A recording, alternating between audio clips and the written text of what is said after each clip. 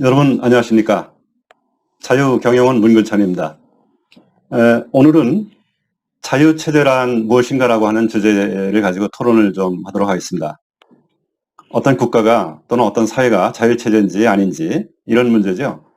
자유체제의 그 반대편에 있는 그 체제는 전체주의 체제입니다. 그럼 자유체제라 하는 것이 무엇이냐 했을 때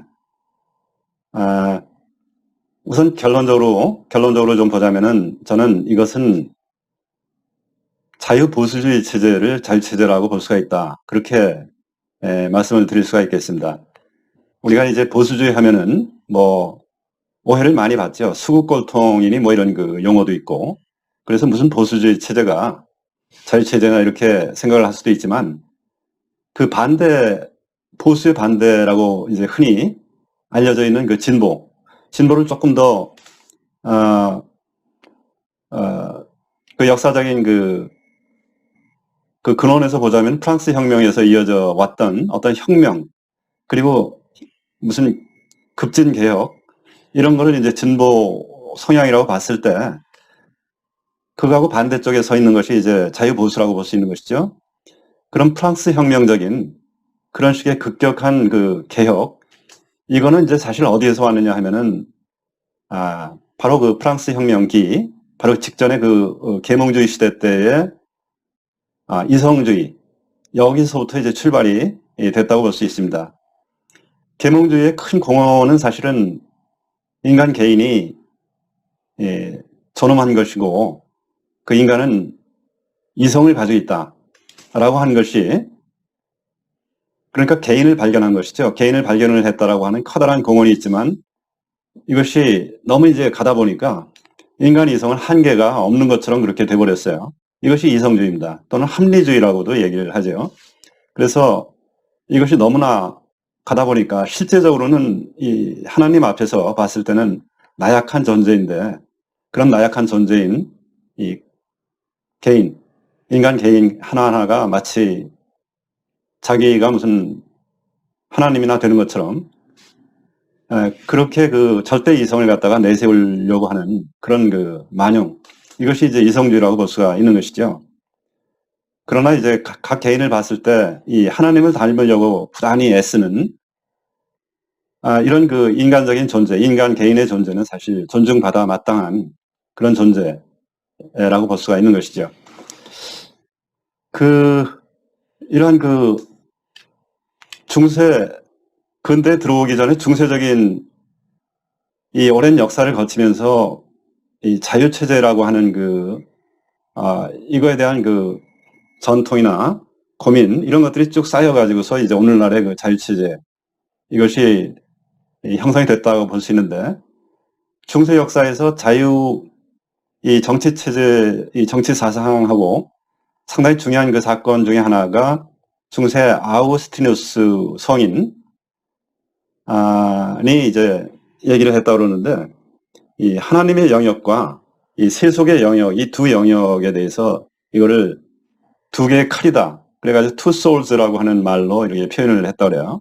이것이 발전이 돼가지고 이제 근세 쪽에 가까이 오면서 어떤 교회가 다스리는 영역, 영적인 영역, 그리고 왕이 다스리는 이 세속적인 영역, 이 두 가지가 상호 독립적이면서 다른 편의 어떤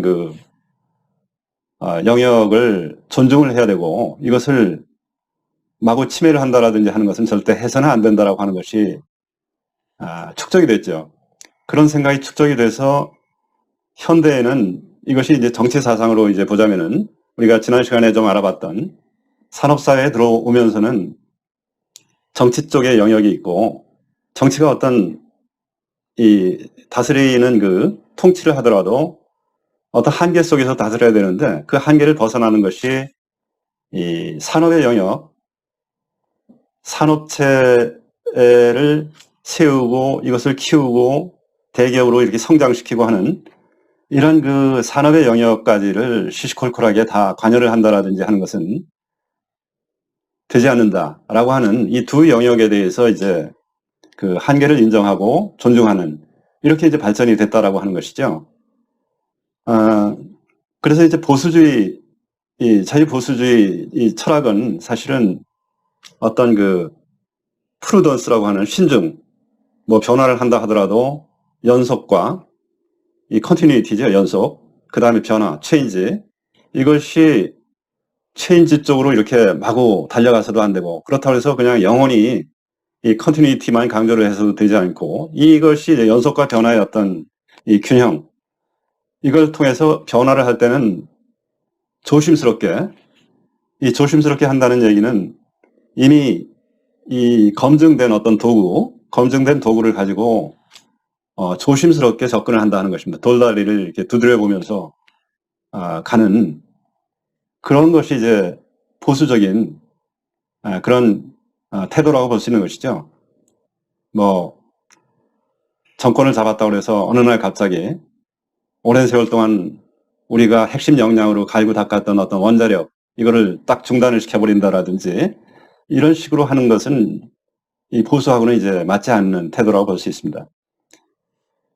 그런데 이러한 그 보수주의 철학은 사실은 기독교 윤리하고 맞닿아 있어요. 오늘날 그래서 진보주의 또는 어떤 절대주의 국가, 뭐 이 중국이라든지 뭐 북한이라든지 이런 데를 보면은 사실은 교회가 없는 거죠. 어떤 그 대외적으로 우리도 종교라고 하는 것이 있다라고 하는 것을 보여주기 위한 그런 정도로 이제 유지하고 있을 뿐이지 사실은 자유스러운 그러한 그 종교 체제를 가지고 있지는 않습니다. 그런 거를 봤을 때 사실은 그 전체주의 이 정권 이거를 유지하는 사람들은 이 자유보수주의 이것이 기독교 어떤 전통 이런 거하고 맥이 다 있다는 것을 이제 아는 것이죠. 그런 것을 이제 말살시키기 위해서 이 종교의 그 자유를 허용을 하지 않는 것을 알 수 있고, 우리 대한민국은 사실은 건국시에 이승만 대통령이 이제 그 건국 대통령으로서 국무회의를 하지 않습니까? 그럼 국무회의 때 사실은 기도를 먼저 시작을 했다 그래요. 이 회무를 잘 보살펴 주시기 바란다. 이런 그 기도에서부터 출발을 했던 것이 이제 대한민국입니다. 박정희 대통령은 자유체제가 무엇인지 분명히 알았다고 생각이 됩니다. 이제 근대화가 일찍 됐었던 일본 육사를 나왔고, 그런데 이제 그 혁명이라고 하는 특수한 그 상황 속에서 이승만 대통령을 대중의 어떤 압력 이런 속에서 인정하기가 좀 어려웠겠죠. 그러나 이제 그 권위주의 정권이면서도 그 경제계를 정치하고 이렇게 그 영역으로부터 분리를 해서 경제를 잘 아는 당신들이 열심히 해와라 하는 그 분위기를 확실하게 조성을 해주고, 이런 그 역사를 봤을 때 그때 이제 한강의 기적 같은 것이 다 일어났지 않습니까? 이런 걸 봤을 때 이 자유체제라고 하는 것이 뭔지를 분명히 알았다라고 이제 볼 수가 있는 것이고, 오늘날 중국의 시진핑이나 이런 사람들은 사실은 모택동의 그 후예라고 볼 수 있는데, 지금 하는 거를 봐도 바로 오늘날까지도 봐도 뭐 중국에서 급부상한 어떤 기업 알리바바 마윈이라고 하는 어떤 그 총수가 있었는 것 같은데 어느 날 정권에 밑보이니까 싹 없어졌죠. 그 다음에 또 오늘날 그 뉴스에 자주 우리가 접하고 있는 화웨이라고 하는 그 IT 기업은 나중에 알고 봤더니 이것은 기업이 아니고 그 정부가 운영하는 어떤 무슨 대외적인 스파이 집단 같은 그런 행태를 보이고 있는 것이 이제 그 중국의 어떤 기업들이고, 말하자면은 이제 모택동 시절서부터 이어져 내려왔던 그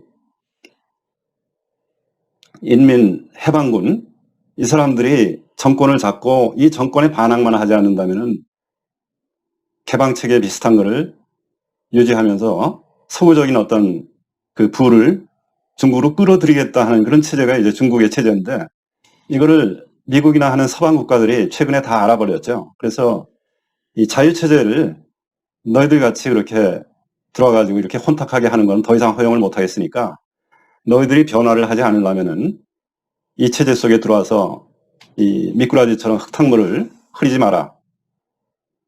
이 메시지를 지금 강력하게 주고 있어서 중국이 완전히 고립이 되느냐 아니면은 그야말로 자유체제로 이제 변모를 하느냐 하는 그 기로에 현재 서 있는 것을 우리가 볼 수가 있습니다.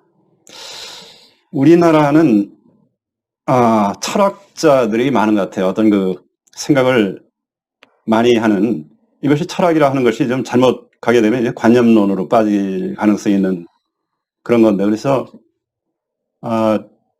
450년쯤 된 그 전에 그 프랑스의 몽테뉴라고 하는 에세이를 저술을 했던 그 철학자는 철학자가 아니라 문필가라고 볼 수 있죠. 이분은 철학은 너무 그렇게 깊이 하려고 하지 마라. 그냥 조금만 해라. 너무 깊이 하면은 말하자면 이게 공리공론에 빠지고 도움이 되지 않는다. 이렇게 얘기를 한 것을 언뜻 좀 본 적이 있어요. 우리나라가 철학자가 이 관념론적인 그런 철학자들이 너무 많다 하는 것은 제가 10여 년 전에 마이클 샌델이라고 하는 정의란 무엇인가라고 하는 그 미국 하버드 대학의 교수, 그 정의란 무엇인가라는 책은 사실은 자기의 그 강의 노트, 대학교 초급반을 위한 강의 노트를 정리한 그런 책일 뿐이거든요. 그래서 미국에서는 10만 부도 팔리지 않은 책인데 한국에서 무려 그때 당시에 120만 부 팔렸다든가 이렇게 그렇게 돼 있고, 아마 지금쯤은 200만 부 가까이 팔리지 않았을까 하는 것이 이제 마이클 샌델의 정의론인데, 물론 그 책을 사람들이 사가지고 다 보지는 않았겠죠. 다만 한국 사회가 그만큼 정의라고 하는 이 단어에 이제 매몰이 돼 있었다. 근데 여기서 말하는 정의라 하는 것은 사실은 그 분배 정의를 얘기합니다. 골고루 분배하는 공정으로서의 정의라든지 이런 건데, 자유보수적인 의미에서의 말하자면 그 자연법적인 아담 스미스의 고전 경제학에서 얘기하는 정의, 이것은 분배론적인 분배로서의 정의가 아니고 정의로운 행동 규칙으로서의 정의를 얘기합니다. 우리가 이 사회를 유지하면서 질서 있게 잘 살려면은 하지 않아야 될 행동을 하지 말아야 된다라고 하는, 마치 그 기독교의 그 십계명적인, 이 십계명 중에서 10가지가 쭉 있는데 현대 산업사회에도 그대로 적용되는 십계명은 뭐 예컨대 도둑질 하지 마라, 이웃의 거짓 증언하지 마라, 이웃의 재물을 탐하지 마라, 이런 것이 바로 전통이고, 이것이 이제 제도화된 것이 오늘날 계약법이라든지 뭐 이렇지 않겠습니까? 이런 식으로 그 해서는 안 될 정의로운 행동 규칙, 이것이 이제 우리가 이것이 바로 정의다, 이렇게 이제 생각을 고쳐 먹어야 될 텐데, 우리가 얘기하는 정의는 뭔가 잘 사는 사람 것을 빼앗아서 골고루 나눠주는 어떤 분배적인 정의, 이것으로 이제 너무 가 있지 않느냐, 그렇게 볼 수가 있겠습니다. 그 같은 시기에 사실은 경제민주화라고 하는 단어도 그때 생겼어요. 경제민주화라고 하는 단어를 잘 생각을 해보자면은 경제 쪽에 민주화를 하자. 경제 쪽에 사실은 가장 실질적인 민주화라고 하는 것은 뭐 주주총회를 한다라든지 했을 때 백주 가진 사람은 백주의 그 어떤 그 발언권이 있고, 한 주만 가지고 있는 사람은 한 주로서의 발언권이 있고, 이게 차별화가 되는 것이 실질적인 민주인데, 경제 민주화가 얘기하는 민주는 백주 가진 사람이나 한 주 가진 사람이나 똑같이 뭐 한 표로서의 어떤 발언권, 이런 걸 주는 것이 민주다 하는 식으로 마치 정치권에서의 어떤 논리, 이거를 경제에다가 이렇게 부과를 하려고 했었던, 이것이 바로 경제 민주화고, 어떻게 보면은 한국의 현재 난맥상이 이제 출발이 됐던 것이 그 경제 민주화라고 하는 이러한 그 컨셉이, 이상한 컨셉을 갖다가 하면서 이제 정치권과 거기서부터 독립적으로, 전통적으로 독립적으로 유지해야 마땅한 이런 그 경제, 이 영역을 갖다가 이렇게 막 뒤섞어 놓고 정치 권력이 경제 권력을 갖다가 이 자율성을 해치고 하는 것이 시작이 됐던 데서부터 비롯된 것이다, 그렇게 볼 수가 있겠습니다. 그런데 우리가 이것이 이제 이 다수결 민주주의라고 하는 이러한 그 오늘날 이 제도면은 모든 것이 선이라고 생각을 하지만은 이것이 그렇지가 않습니다. 예를 들어서 다수결이라고 하는 이것이 어떤 한계가 없이 다수는 무조건 선이다 이렇게 되면 이게 폭정으로 금방 변해버리죠.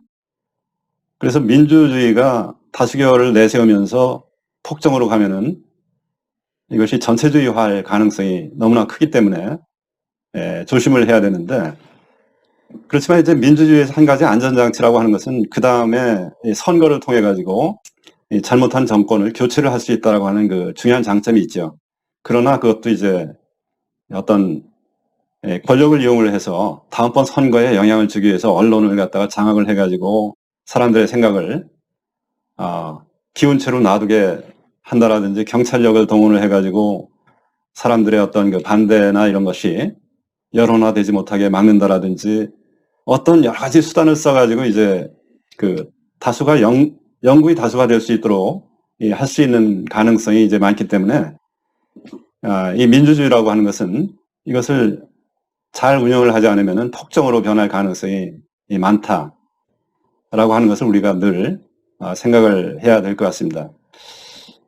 우리는 그 민주주의 역사가 그렇게 길지 않고 그런 그 정치 철학이라든지 이런 거에 대해서 어떤 그 오랜 역사를 통해 가지고 축적된 그런 전통이 그렇게 있지 않고, 특히 중요한 그 부분이 자연법이라고 하는, 우리가 하나님의 어떤 지켜야 할 인간으로서 지켜야 할 그 의무를 지키는 속에서 우리가 권리가 생기는 이런 것이 이제 자연법 아닙니까? 이런 그 종교적인 전통 이런 것도 이제 약한 편이기 때문에 우리가 어떻게 이 민주주의를 갖다가 잘 유지해서 이것이 폭정으로 가지 않고 자유체제로서 남아있을 수 있게 하느냐 하는 것이 우리의 그 커다란 과제라고 볼 수가 있는 것이죠.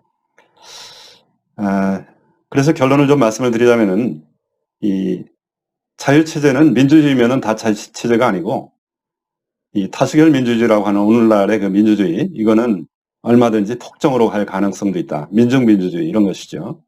그래서 자유체제로서의 민주주의, 이것은 어렵게 생각하지 말고 가장 중요한 부분은 개인이 똘똘 뭉쳐져서 이제 커졌는 것이 기업인데, 개인과 기업의 자유를 최상의 가치로 여길 줄 알고 그쪽 영역을 절대로 침범하지 않겠다라고 하는 이런 그 한계를 아는 그런 정치, 이것이 됐을 때 자유체제다라고 이렇게 결론을 내릴 수가 있는 것이죠. 그래서 산업화 시대에 이 개념으로서의 자유체제는 바로 대기업 재벌의 그 자율성, 이거를 존중하는 그러한 그 정치, 이것이 이제 자유체제다. 그렇게 다시 한번 결론을 내릴 수가 있겠습니다. 네, 감사합니다.